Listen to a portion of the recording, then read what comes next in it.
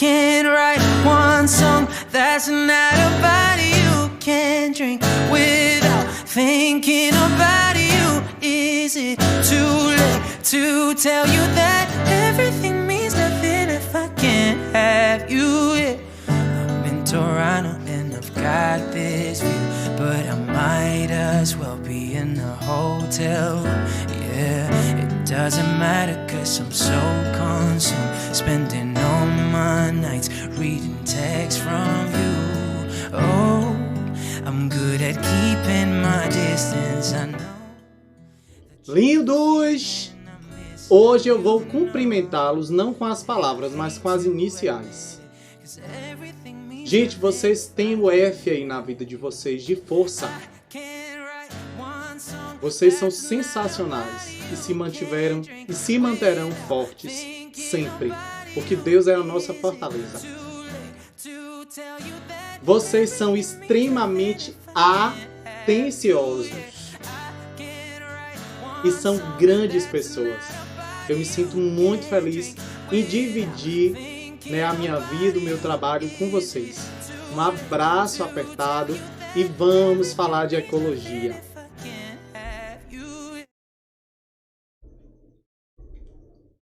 Então, continuando aí a parte 2, das relações ecológicas. A gente falou anteriormente das harmônicas e hoje nós falamos das desarmônicas. Então, cuidado! Para tudo, Brasil! Alguém vai se dar mal. Eu acho massa que o R some, Alguém vai se dar mal. Gente, vamos lá. Primeira relação ecológica desarmônica. Antibiose ou amensalismo. Lucas, o que é isso? Quando você fala em antibiose, você lembra de antibiótico. E aí, o que é um antibiótico? É uma medicação que mata bactéria ou que inibe o crescimento de bactéria. Ponto. O primeiro antibiótico descoberto, pessoal, foi assim por acidente. Um pesquisador chamado Alexander Fleming tinha ali uma colôniazinha de bactérias em uma placazinha de Petri, comoessazinha que eu estou mostrando para vocês. E aí ela ficou alguns dias ali no laboratório, acabou que ela foi contaminada ali com um esporozinho de fungo. E daquele esporo começou a crescer um fungozinho. E o que foi que ele observou? Que entre o fungo e as bactérias, houve ali uma área de morte bacteriana.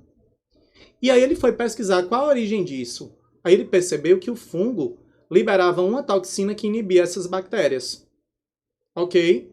E aí, assim surgiu o primeiro antibiótico que nós conhecemos como penicilina, que é um antibiótico de amplo espectro, inclusive atualmente é muito utilizado, por exemplo, aí no tratamento da sífilis, que é um IST. Ok? Conceito de antibiose e amensalismo.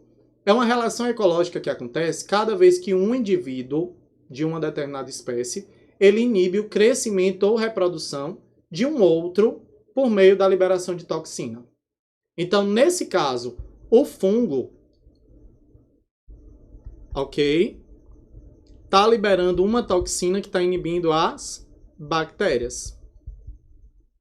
Então, isso aí é um exemplo de antibiose ou amensalismo, tá bom?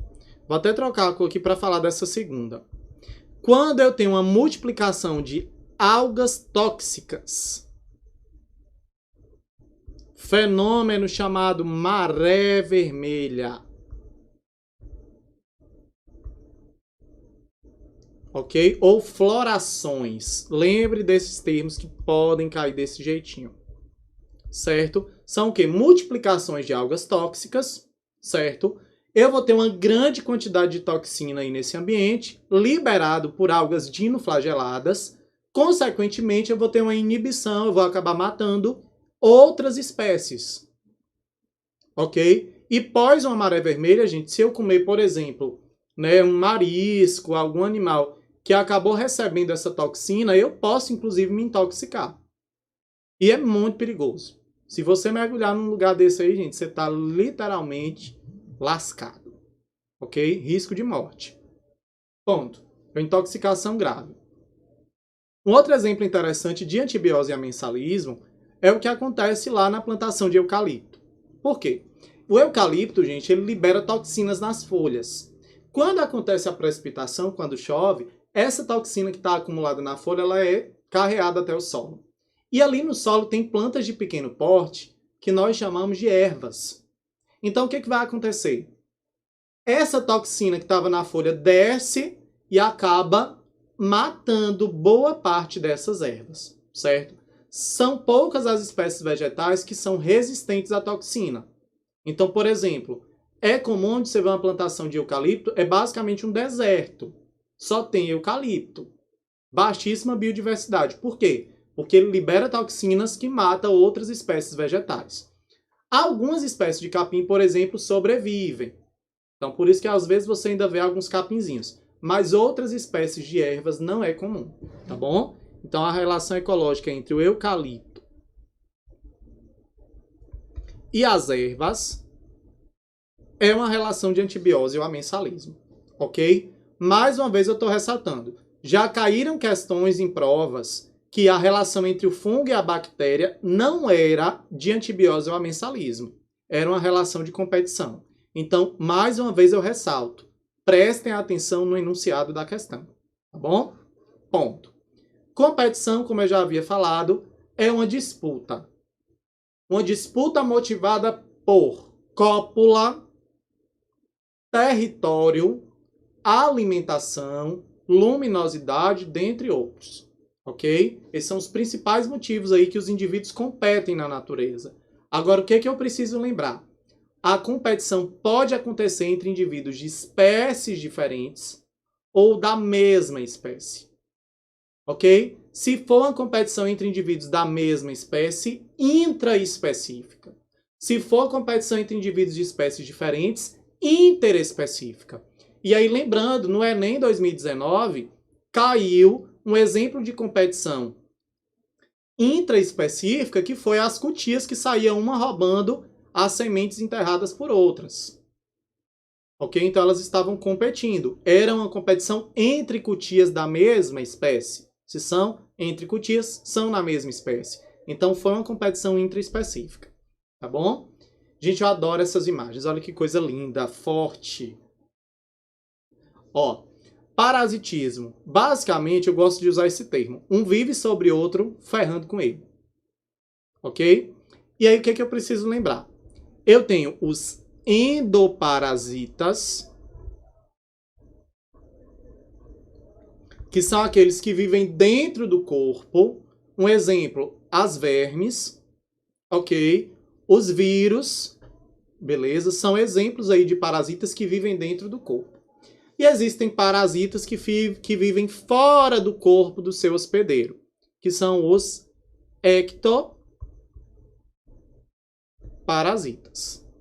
Por exemplo, o Aedes aegypti, ele se dá bem ferrando conosco, porque ele bebe o sangue e a gente perde sangue. Ele se dá bem, roubando o nosso sangue. Então, é um parasitismo. Show. Porém, eu preciso lembrar, ele é um ectoparasita, ele vive fora do meu corpo. Bom, agora eu estou com Ascaris lumbricoides, eu tenho um endoparasita aqui. Show. Quais são as relações de parasitismos mais comuns que vocês vão ver nas provas? Então, tem a situação aqui da lombriga, que parasita o homem. Ok. Tem um outro exemplo muito interessante que pode aparecer na prova, né? É uma diferença lá do epifitismo, porque a bromélia e a orquídea, ela usava a árvore como suporte, mas ela não rouba nutriente. Enquanto a gente tem aqui essa bandidinha chamada erva de passarinho, ou cipó-chumbo, que ele perfura a árvore de suporte, rouba a seiva dessa árvore de suporte, aí ele fica lindo e aquele galho vai morrendo. Por quê? Porque está tendo fluxo de seiva comprometido. Tá bom? Outros exemplos de parasita, o carrapato e o cachorro.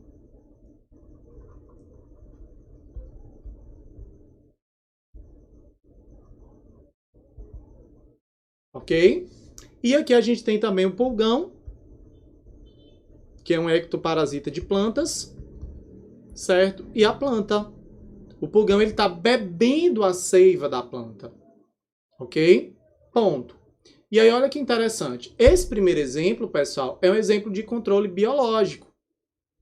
São parasitoides de lagarta. Como assim? Vem uma vespinha, ela coloca um ovinho dela dentro do corpo dessa lagarta, a partir, gente, de um único ovo. Um único ovo. Vão surgir de 100 a 200 embriões. Cada embrião vai dar origem a uma larvazinha. E aí, essa larvazinha vai ali, ó, se alimentando de partes dessa lagarta, sem matar a lagarta a curto prazo. Só que essa lagartazinha, ela vai ficando ali sem fome e tal. E aí, de repente, essas larvas que estavam dentro do corpo da lagarta aí, elas vão formar os casulos fora do corpo da lagarta, e de cada casulozinho desse vai sair uma vespinha que vai continuar esse processo, né, de parasitoidismo. Então, isso aí seria um parasitoide de lagarta, mas é uma relação de parasitismo. Ok? A gente vai ter um aulão especial falando de controle biológico, e aí a gente vai conhecer mais esse universo de controle biológico. Ok, meus queridos? Vamos que vamos. Predatismo. Você mata e come um indivíduo de outra espécie. Então, a leoa matando e comendo a zebra. O sapo comendo o inseto. O tubarão comendo a foca. Predatismo. Agora, quando você mata e come um indivíduo da sua mesma espécie, nós temos um canibalismo. Ok? E aí um exemplo de canibal, gente, o homem de Garanhuns. Gente, ele comeu, matou e comeu as mulheres. Ele fez coxinha e vendeu. Eu acho que já fazem uns 10 anos isso, vocês eram pequenos. Mas foi em Garanhuns. Eu imagino, ainda bem que eu não gosto, ó, coxinha só de frango. Agora imagina a pessoa que comeu uma coxinha de gente. Morri. Olha só. E aí canibalismo, pessoal, ele é muito comum, tá bom? Entre aracnídeos. Então, a fêmea do escorpião, depois de copular com ele, mata e come o macho. A fêmea de algumas espécies de aranhas fazem a mesma coisa, matam e comem o macho. A fêmea do louva-a-Deus mata e come o louva-a-Deus macho. Normalmente essas fêmeas elas são até maiores, tá bom? E qual a importância desse canibalismo? Garantir, ok, a viabilidade, fazer com que elas tenham energia suficiente, ok, para que a maturação dos ovos aconteça. Beleza? E evolutivamente isso só vem sendo mantido. Por quê? Porque está sendo vantajoso. O corpo do macho aí está oferecendo um aporte energético para que essa fêmea consiga amadurecer seus ovos até que ela venha conseguir caçar novamente. Ok? E aí, gente, eu gosto muito dessa relação, eu acho interessante. Eu gosto entre aspas, viu, gente? Eu acho interessante. Vocês podem pensar que eu gosto de escravidão, jamais. Mas assim, eu gosto de falar sobre ela. Existe essa relação chamada esclavagismo. Tá horrível essa letra. Peraí, quieto que eu vou escrever bonito, gente. Mas vamos escrever feio. Certo? Esclavagismo também pode ser chamado de sinfilia, que é quando uma espécie, ela literalmente escraviza a outra. Então, olha que interessante. Esses pulgões, eles estão bebendo a seiva da planta. Só que à medida, gente, que eles vão bebendo a seiva, eles vão liberando uma secreção doce. E aí essas formigas vão ali, eita, secreção doce, faz a festa. Aí o pulgão é pequenininho e a formiga é grande e forte. Aí o pulgão quer, já comi, né, já bebi seiva suficiente, quero sair daqui. A formiga sai, não sai, você vai continuar aí, preparando a minha secreção doce, eu não quero nem saber. Resultado, o pulgão está sendo escravizado pela formiga. É uma relação de sinfilia ou esclavagismo. Beleza? Ó, essa tabelinha aqui, gente, ela é muito interessante, tá até no livro de vocês. Ok? E aí vamos dar uma olhadinha, olha só. No mutualismo, esse mais significa que é positivo para alguém, tá bom? Alguém vai se dar bem. O negativo é alguém, significa que alguém se prejudica aí na história, tá bom? O zero é neutro. Então, observe, o mutualismo é uma relação que é benéfica para os dois indivíduos. Os dois se dão bem. separados, ambos se prejudicam. Na protocooperação, a mesma coisa. No comensalismo, um se dá bem porque come os restos de comida do outro e o outro é neutro. No inquilinismo, um se dá bem porque está ali em cima e o outro é neutro, porque não vai fazer nada. Competição. Na competição, gente, quando eles estão juntos brigando, todo mundo se lasca. Todo mundo se prejudica. Tá bom? Predatismo e parasitismo. Um se dá bem ferrando com o outro, nas duas situações. E no amensalismo, ok? Por exemplo, o fungo está inibindo as bactérias. É neutro para o fungo, mas é negativo para a bactéria. Porque ela está sendo inibida.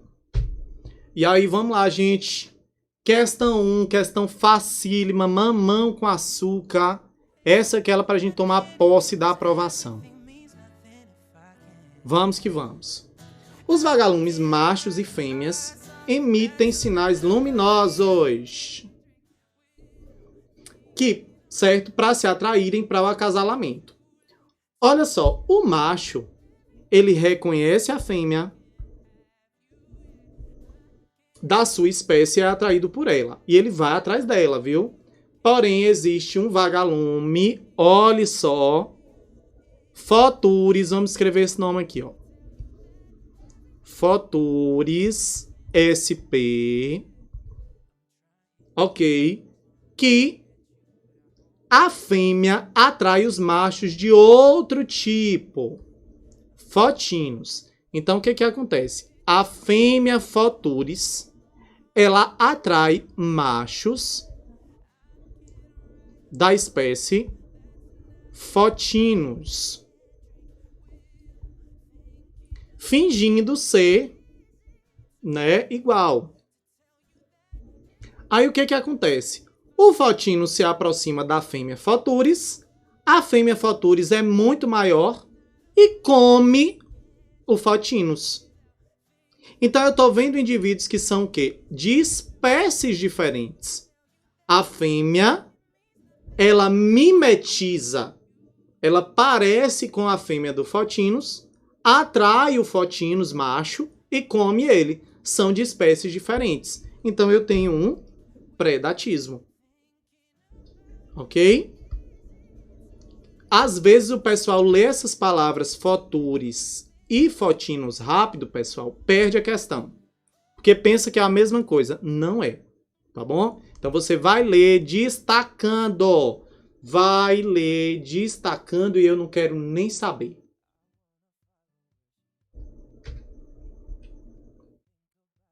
Ponto.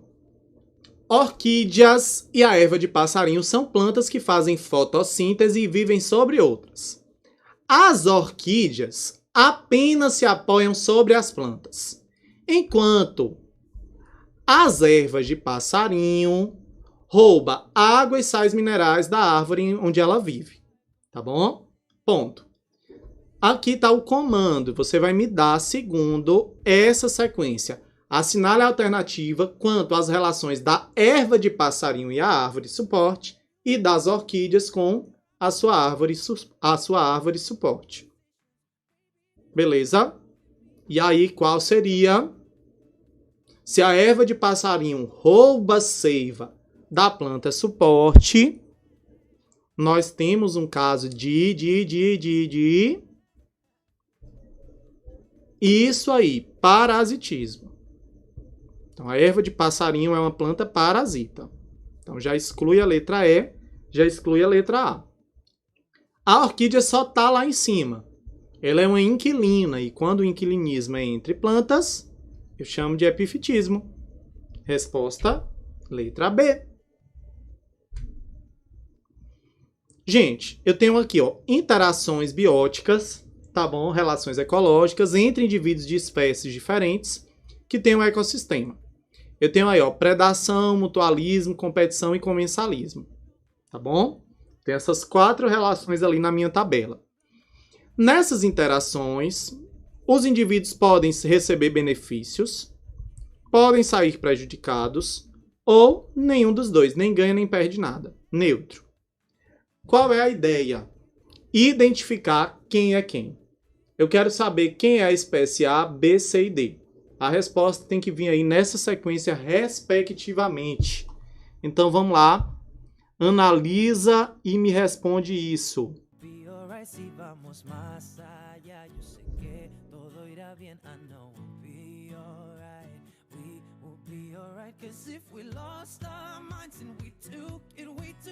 Pensa com carinho. Tem uns assim que já tá bem na lata.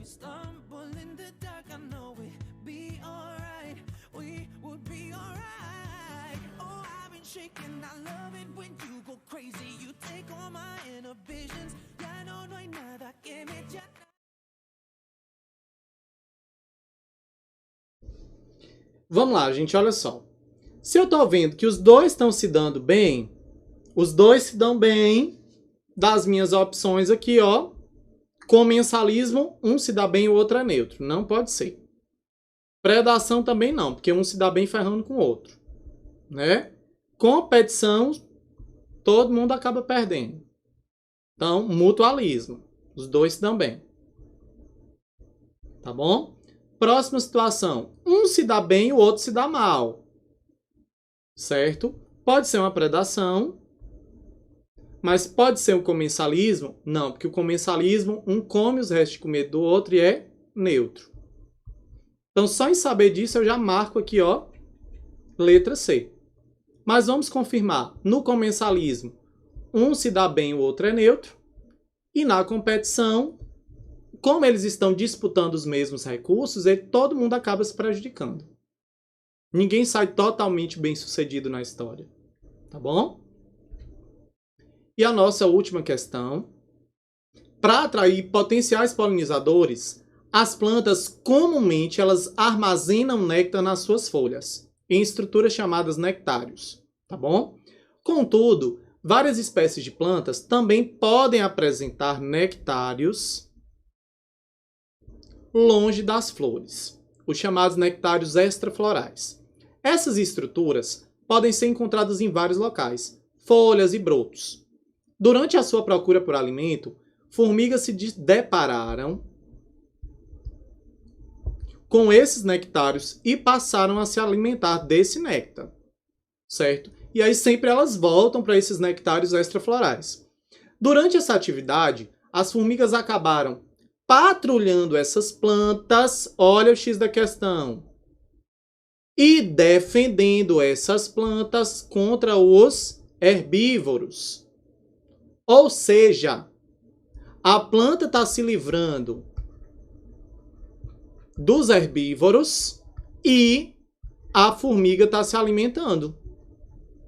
Os dois estão se dando bem. Então, se os dois estão se dando bem, não pode ser um epifitismo. Ok? Se eles são de espécies diferentes, não pode ser uma colônia. Não pode ser um predatismo, não pode ser um parasitismo. Certo? Então, ambos estão se beneficiando, ambos estão se ajudando. A planta precisa da defesa e a formiga precisa do alimento. Ok? Então, nossa resposta, mutualismo. Dependendo da construção da pergunta, dependendo dos termos que fossem colocados, poderia aparecer protocooperação também. Mas esse padrão de planta, formiga, planta e abelha é mais comum com questões de mutualismo. Tá bom? Então, meus queridos, um abraço. Continuem lindos, maravilhosos. E não esqueçam de responder todas as questões propostas. Eu fico monitorando, né, online. Então, vocês vão respondendo manualmente aí no livro? Sim. Mas quando finalizarem, já passa tudo lá para o sistema para que eu consiga ter o acompanhamento certinho, ver aonde você está acertando, aonde você está errando. E olhem com carinho especial para a ecologia. A gente cai pra caramba no Enem e a gente precisa dominar isso com força. Ressaltando mais uma vez, qualquer dúvida, vocês mandam lá um printzinho no Zap com a questão que a gente tira sua dúvida. E no nosso aulão especial de ecologia, a gente também vai retomar aí algumas coisas, caso você tenha ficado com algum tipo de dificuldade. Um abraço!